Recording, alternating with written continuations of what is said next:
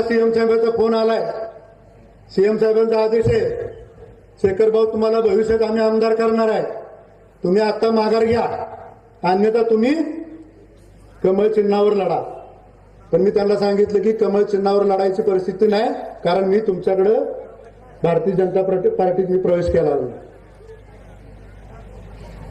मी माझ्या उमेदवाराबरोबर चर्चा केली. उमेदवाराने मला सांगितलं, भाऊ भविष्यात जर तुम्ही आमदार होत असेल तर आम्ही माघार घ्यायला तयार आहे. काय लोक म्हणतात उमेदवारी दिली नाही. या मंदिरासमोर सांगतो, जयाभाऊने सांगितलं होतं तुला किती जागा पाहिजेत भाजपमध्ये. आम्ही सांगितलं 8 उमेदवार आम्ही उभं करणार. जयाभाऊने सांगितलं तुला 8चे 8 उमेदवार आम्ही देतो, फक्त ते कमळाच्या चिन्हावर लढायला लागेल. आमची तयारी नव्हती कमळाच्या चिन्हावर लढायची, म्हणून आम्ही माघार घेतली आणि मुख्यमंत्र्यांच्या आदेशामुळे माघार घेतली. आता कोणतरी लोक म्हणतात इथं आंधळी गटात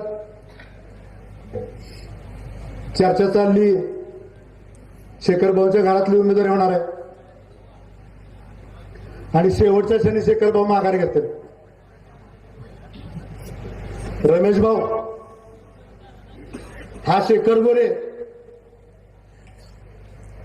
माझ्या बायकोची उमेदवारी आज डिक्लेअर करून टाकतो. या आंधळी गटातनं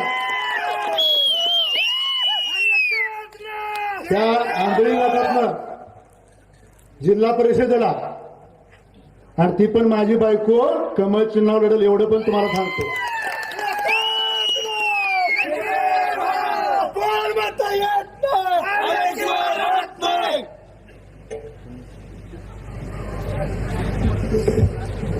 ज्या राष्ट्रवादीच्या कार्यकर्त्यांनी माझ्या गटात प्रवेश केलाय,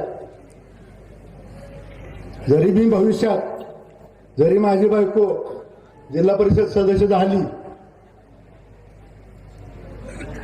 कमळ चिन्हावर होईल, भविष्यात 3 महिने शेखर गोरे कमळ चिन्हावरचा आमदार होईल, हे पण ठासून सांगतो.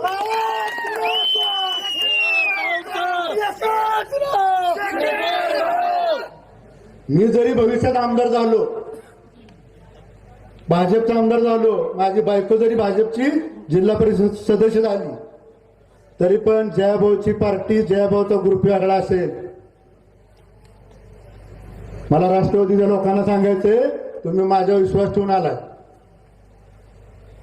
तुम्हाला हा शेखर गोरे विरोधकांच्या किंवा दुसऱ्याच्या दावणीला कधीही बांधणार नाही, लक्षात ठेवा मित्रांनो.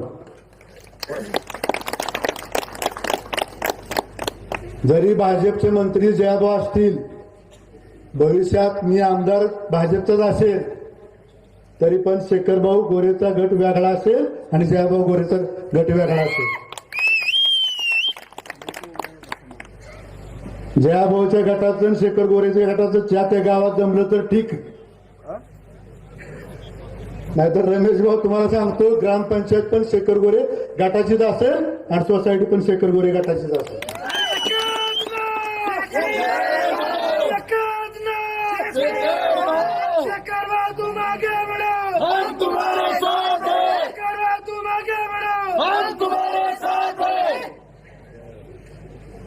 काय लोक म्हणतात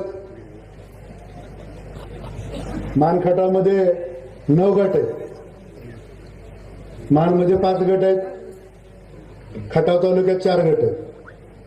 काय लोक म्हणतात इथं आंधळी गटात पण बरीच लोक आहेत, म्हणतात माझी जाहीर केली आहे. काय जाहीर केली मलाच माहित नाही. एक म्हणतो मी पंचायत समितीला, एक म्हणतो मी जिल्हा परिषदेला, एक म्हणतो मी आमदार केला, एक म्हणतो इकडे आहे. खटाव तालुक्यातनं माझं फिक्स झालं. जोपर्यंत मी आणि जयकुमार गोरे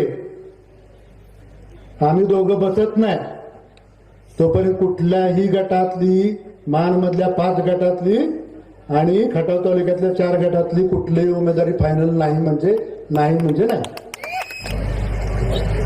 आता ह्या आंधळी गावातलीच लोक, बरीच लोक असे इथं कार्यक्रम कसा घेतोय बघू. त्यांना अजून माहित नाही शेखर गोरेचे कार्यकर्ते ज्यांच्यावर असतो त्यांनाच गुलाल असतो.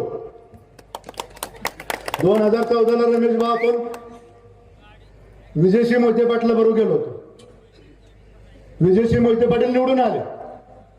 2019ला आपण रणजितदादा निंबाळकरांच्या बरोबर गेलो. रणजितदादाला पण गुलाल मिळाला. त्याच्यानंतर 2024ला आपण खासदार केला धैर्यशील मोहिते पाटला बरोबर गेलो. त्यांना पण गुलाल मिळाला. आणि 2024ला कोणाबरोबर गेलो?